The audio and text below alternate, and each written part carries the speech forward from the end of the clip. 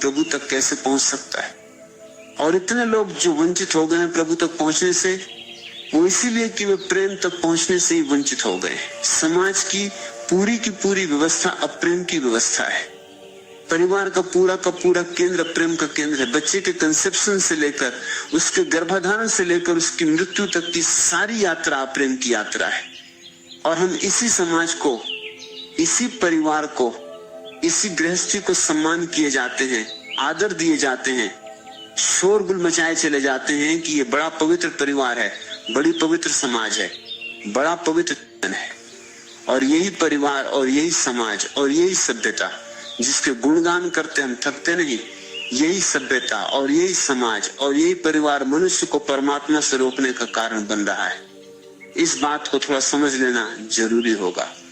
मनुष्यता के विकास में कहीं कोई बुनियादी भूल हो गई है। ये सवाल नहीं है कि एकाध आदमी ईश्वर को पाले, कोई कृष्ण, कोई राम, कोई बुद्ध, कोई क्राइस्ट ईश्वर को उपलब्ध हो जाए, ये कोई सवाल नहीं है। अरबों खरबों लोगों में अगर एक आदमी के जीवन में ज्योति उतर आती हो तो ये कोई विचार करने की बात भी नहीं है, इस पर कोई हिसाब रखने की भी जरूरत नहीं है। एक माली एक बगीचा लगाए, उसमें 10 करोड़ पौधे लगाए और एक पौधे में एक छोटा सा फूल आ जाए तो उस माली की प्रशंसा करने कौन जाएगा? कौन कहेगा कि माली तू बहुत कुशल है, तूने जो बगीचा लगाया है वो बहुत अद्भुत है, देख 10 करोड़ वृक्षों में एक फूल खिल गया है। हम कहेंगे कि ये माली की कुशलता का सबूत नहीं है, ये फूल खिल जाना माली की भूल चूक से खिल गया होगा, क्योंकि बाकी सारे पेड़ खबर दे रहे हैं कि माली कितना कुशल है। ये इंस्पाइट, ये माली के बावजूद खिल गया होगा फूल। माली ने कोशिश की होगी कि न खिल पाए, क्योंकि सारे पौधे तो खबर दे रहे हैं कि माली के फूल कैसे खिले हुए हैं। अरबों लोगों के बीच कभी एकाध आदमी के जीवन में ज्योति जल जाती है और हम उसी का शोरगुल मचाते रहते हैं, हजारों साल तक उसी की पूजा करते रहते हैं, उसी के मंदिर बनाते रहते हैं, उसी का गुणगान करते रहते हैं।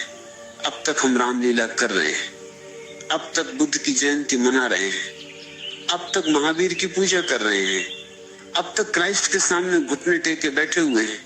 ये किस बात का सबूत है? ये इस बात का सबूत है कि 5000 साल में 5-6 आदमियों के अतिरिक्त आदमी के जीवन में परमात्मा का कोई संपर्क नहीं हो सका है। नहीं तो कभी का हम भूल गए होते राम, कभी का हम भूल गए होते बुद्ध को, कभी का हम भूल गए होते महावीर को। महावीर को हुए 2500 साल हो गए। 2500 साल में कोई आदमी नहीं हुआ कि महावीर को हम भूल सकते। महावीर को याद रखना पड़ा, वो एक फूल खिला था, वो अब तक हमें याद रखना पड़ा है। ये कोई गौरव की बात नहीं कि हमको अब तक स्मृति है बुद्ध की, महावीर की, कृष्ण की, राम की, मोहम्मद की, क्राइस्ट की या जरथुस्त्र की। ये इस बात का सबूत है कि आदमी होते ही नहीं कि उनको हम भुला सके। बस 2-4 इन्हें गिने नाम अटके रह गए मनुष्य जाति की स्मृति में। और उन नामों के पास भी हमने क्या किया सिवाय उपद्रव के, हिंसा के। और उनकी पूजा करने वाले लोगों ने क्या किया है सिवाय आदमी के जीवन को नरक बनाने के। और क्या किया है मस्जिदों और मंदिरों के पुजारियों ने और पूजकों ने जमीन पर जितनी हत्या की है और जितना खून बहाया है और जीवन का जितना अहित किया है उतना किसी ने भी नहीं किया है। जरूर कहीं कोई बुनियादी भूल हो गई है।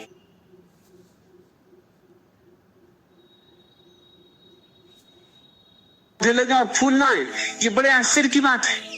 कहाँ भूल हो गई है? मेरी दृष्टि में मनुष्य के जीवन का केंद्र ही अब तक प्रेम नहीं बनाया जा सका, इसलिए भूल हो गई है। और वो प्रेम केंद्र बनेगा भी नहीं, क्योंकि जिन चीजों के कारण वो प्रेम जीवन का केंद्र नहीं बन रहा है, हम उन्हीं चीजों का शोरगुल मचा रहे हैं, आदर कर रहे हैं, सम्मान कर रहे हैं। तो कैसे होगा? मनुष्य की जन्म से लेकर मृत्यु तक की यात्रा ही गलत हो गई है। इस पर पुनर्विचार करना जरूरी है, अन्यथा सिर्फ हम कामनाएं कर सकते हैं और कुछ भी उपलब्ध नहीं हो सकता है। क्या गलत हो गया है? क्या आपको कभी ये बात ख्याल में आई कि आपका परिवार प्रेम का शत्रु है? क्या आपको कभी ये बात ख्याल में आई कि आपका समाज प्रेम का शत्रु है? क्या आपको ये बात कभी ख्याल में आई कि मनुष्य से लेकर आज तक के सभी नीतिकार प्रेम के विरोधी हैं? जीवन का केंद्र है परिवार, और परिवार विवाह पर खड़ा किया गया है, जबकि परिवार प्रेम पर खड़ा होना चाहिए था। भूल हो गई। आदमी के सारे पारिवारिक विकास की बुनियादी भूल हो गई। परिवार निर्मित होना चाहिए प्रेम के केंद्र पर, और परिवार निर्मित किया जाता है विवाह के केंद्र पर। इससे ज्यादा झूठी और मिथ्या बात नहीं हो सकती। प्रेम और विवाह का क्या संबंध है? प्रेम से तो विवाह निकल सकता है, लेकिन विवाह से प्रेम नहीं निकलता और नहीं निकल सकता है। इस बात को थोड़ा समझ लें तो हम आगे बढ़ सके। प्रेम परमात्मा की व्यवस्था है और विवाह आदमी की व्यवस्था है। विवाह सामाजिक संस्था है, प्रेम प्रकृति का दान है।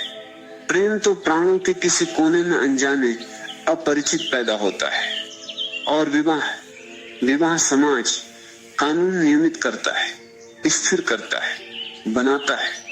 विवाह आदमी की इजाद है, और प्रेम परमात्मा का दान है। हमने सारे परिवार को विवाह के केंद्र पर खड़ा कर दिया है, प्रेम के केंद्र पर नहीं। हमने ये मान रखा है कि विवाह कर देने से दो व्यक्ति प्रेम की दुनिया में उतर जाएंगे। अद्भुत झूठी बात है, और 5000 वर्षों में भी हमको इसका ख्याल नहीं आ सका। हम अद्भुत अंधे हैं। दो आदमियों को साथ बांध देने से प्रेम के पैदा हो जाने की कोई जरूरत नहीं है, कोई अनिवार्यता नहीं है। बल्कि सच्चाई ये है कि जो लोग बंधा हुआ अनुभव करते हैं वे आपस में प्रेम कभी भी नहीं कर सकते। प्रेम का जन्म होता है स्वतंत्रता में। प्रेम का जन्म होता है स्वतंत्रता की भूमि में, जहाँ कोई बंधन नहीं है, जहाँ कोई जबरदस्ती नहीं है, जहाँ कोई कानून नहीं है। प्रेम तो व्यक्ति का अपना आत्मदान है, बंधन नहीं है, जबरदस्ती नहीं है, उसके पीछे कोई कानून नहीं है, कोई नियम नहीं है। लेकिन हमने आज तक की मनुष्यता की सभ्यता को सारी दुनिया में प्रेम से वंचित कर दिया। शुरू किरण जो प्रेम की पैदा होती है स्त्री या पुरुष के मन में, युवक और युवती के मन में, उस पहली किरण की हम गला घोट कर हत्या कर देते हैं। हम कहते हैं विवाह प्रेम नहीं, और फिर हम कहते हैं विवाह से प्रेम पैदा होना चाहिए। फिर जो प्रेम पैदा होता है वो बिल्कुल पैदा किया होता है, कल्टीवेटेड होता है, कोशिश से लाया गया होता है। वो प्रेम वास्तविक नहीं होता, वो प्रेम स्पॉन्टेनियस नहीं होता, वो प्रेम प्राणों से सहज उठता नहीं, फैलता नहीं। और जिसे हम विवाह से उत्पन्न प्रेम कहते हैं, वो प्रेम केवल सहवास के कारण पैदा हुआ मोह होता है। प्राणों की ललक और प्राणों का आकर्षण और प्राणों की विद्युत वहां उपस्थित होती है, फिर ये परिवार बनता है। ये विवाह से पैदा हुआ परिवार, और परिवार की पवित्रताओं की कथाओं का हिसाब नहीं है, और परिवार की प्रशंसाओं की स्तुतियों की भी कोई गणना नहीं है। और परिवार सबसे कुरूप संस्था साबित हुई है पूरे मनुष्य को विकृत करने में, परवर्टेड करने में। प्रेम से शून्य परिवार मनुष्य को विकृत करने में, अधार्मिक करने में, हिंसक बनाने में सबसे बड़ी संस्था साबित हुई है। प्रेम से शून्य परिवार से ज्यादा अगली और कुरूप कुछ भी नहीं है, और वही अधर्म का अड्डा बना हुआ है। क्यों? जब एक बार एक युवक और युवती को हम विवाह में बांध देते हैं बिना प्रेम के, बिना आंतरिक परिचय के, बिना एक दूसरे के प्राणों के संगीत के, जब हम केवल धागों में और पंडित के मंत्रों में और वेदी की पूजा में और तोते उपक्रम में उनको विवाह में बांध देते हैं, और फिर आशा करते हैं उनको साथ छोड़कर कि उनके जीवन में प्रेम पैदा हो जाएगा। प्रेम पैदा नहीं होता, सिर्फ उनके संबंध कामुक होते हैं, सेक्सुअल होते हैं, और कोई संबंध नहीं होते। और जब उनका प्रेम पैदा नहीं हो पाता है, क्योंकि प्रेम पैदा किया नहीं जा सकता, प्रेम पैदा हो जाए तो दो व्यक्ति साथ जुड़कर परिवार का निर्माण कर सकते हैं। लेकिन दो व्यक्तियों को परिवार के निर्माण के लिए जोड़ दिया जाए और फिर आशा की जाए कि प्रेम पैदा हो जाए, ये नहीं हो सकता। और जब प्रेम पैदा नहीं होता है तो क्या परिणाम घटित होते हैं आपको पता है? एक एक परिवार कलह है, जिसको गृहस्थी हम कहते हैं, वह संघर्ष, कलह, द्वेष, ईर्ष्या और 24 घंटे के उपद्रव का अड्डा बना हुआ है। लेकिन न मालूम हम कैसे अंधे हैं कि इसे हम देखते भी नहीं। बाहर जब हम निकलते हैं तो हम मुस्कुराते हुए निकलते हैं, सब घर के आंसू पहुंचकर बाहर आ जाते हैं। पत्नी भी हंसती हुई मालूम पड़ती है, पति भी हंसता हुआ मालूम पड़ता है। ये चेहरे झूठे हैं, ये दूसरों को दिखाई पड़ने वाले चेहरे हैं। घरों के भीतर के चेहरे बहुत आंसुओं से भरे हुए हैं। 24 घंटे कलह और संघर्ष में जीवन बीत रहा है। फिर इस कलह और संघर्ष के परिणाम होंगे, दो परिणाम होंगे। एक तो परिणाम ये होगा कि प्रेम के अतिरिक्त किसी व्यक्ति के जीवन में फुलफिलमेंट, आत्म तृप्ति नहीं उपलब्ध होती। प्रेम जो है वो व्यक्तित्व की तृप्ति का चरम बिंदु है। और जब प्रेम नहीं मिलता तो व्यक्तित्व हमेशा अनफुलफिल्ड, हमेशा अधूरा, बेचैन, तड़फता हुआ, मांग करता हुआ कि मुझे पूर्ति चाहिए, हमेशा बेचैन तड़फता हुआ रह जाता है। ये तड़फता हुआ व्यक्तित्व समाज में अनाचार पैदा करता है, क्योंकि ये तड़फता हुआ व्यक्तित्व प्रेम को खोजने निकलता है। विवाह में प्रेम नहीं मिलता, वो विवाह के अतिरिक्त प्रेम को खोजने की कोशिश करता है। वेश्याएं पैदा होती है विवाह के कारण। विवाह है रूट, विवाह है जड़ वेश्याओं के पैदा होने की। और अब तक तो स्त्री वेश्याएं थी, अब तो सभ्य मुल्कों में पुरुष वेश्याएं, मेल प्रोस्टिट्यूट भी उपलब्ध है। वेश्या पैदा होगी क्योंकि परिवार में जो प्रेम उपलब्ध होना चाहिए था वो नहीं उपलब्ध हुआ है। आदमी दूसरे घरों में झांक रहा है उस प्रेम के लिए, वेश्याएं होंगी। और अगर वेश्याएं रोक दी जाएंगी तो दूसरे परिवारों में पीछे के द्वारों से प्रेम के रास्ते निर्मित होंगे। इसीलिए तो सारे समाज ने यह तय कर लिया है कि कुछ वेश्याएं निश्चित कर दो ताकि परिवारों का आचरण सुरक्षित रहे। कुछ स्त्रियों को पीड़ा में डाल दो ताकि बाकी स्त्रियां पतिव्रता बनी रहें और सती सावित्री बनी रहे। लेकिन जो समाज ऐसे अनैतिक उपाय खोजता है, वेश्या जैसा अनैतिक उपाय और क्या हो सकता है? इससे ज्यादा और इमोरल क्या हो सकता है?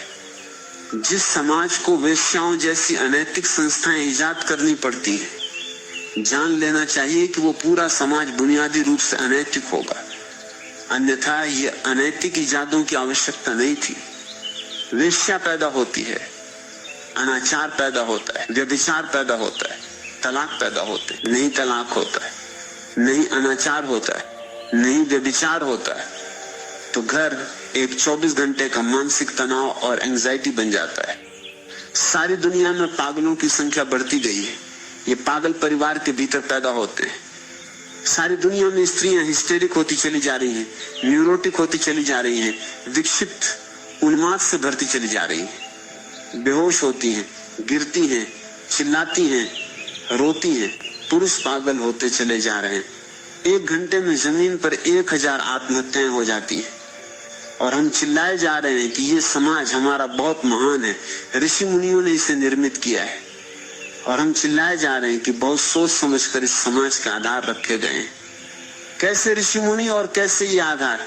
अभी 1 घंटा में बोलूंगा तो इस बीच 1000 आदमी कहीं छुरा मार लेंगे, कोई ट्रेन के नीचे लेट जाएंगे, कोई जहर पी लेंगे।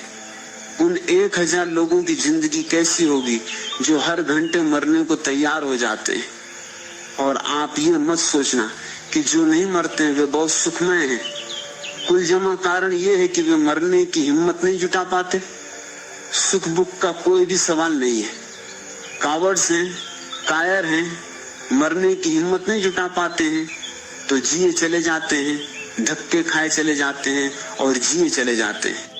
सोचते हैं आज गलत है तो कल सब ठीक हो जाएगा, परसों सब ठीक हो जाएगा, लेकिन मस्तिष्क उनके रुग्ण होते चले जाते हैं। प्रेम के अतिरिक्त कोई आदमी कभी स्वस्थ नहीं हो सकता। प्रेम जीवन में न हो तो मस्तिष्क होगा रुग्ण, चिंता से भरेगा, तनाव से भरेगा। आदमी शराब पिएगा, नशे करेगा, कहीं जाकर अपने को भूल जाना चाहेगा कि ये सब मैं भूल जाऊं। दुनिया में बढ़ती हुई शराब शराबियों के कारण नहीं है। परिवार उस हालत में ला दिया है लोगों को कि बिना बेहोश हुए थोड़ी देर के लिए भी राहत मिलना मुश्किल हो गई है। तो लोग शराब पीते चले जाएंगे, लोग बेहोश पड़े रहेंगे, लोग हत्या करेंगे, लोग पागल हो जाएंगे। अमेरिका में प्रतिदिन 30 लाख आदमी अपना मानसिक इलाज करवा रहे हैं और ये सरकारी आंकड़े हैं। और आप भली भांति जानते हैं सरकारी आंकड़े कभी भी सही नहीं होते। 30 लाख सरकार कहती है तो कितने लोग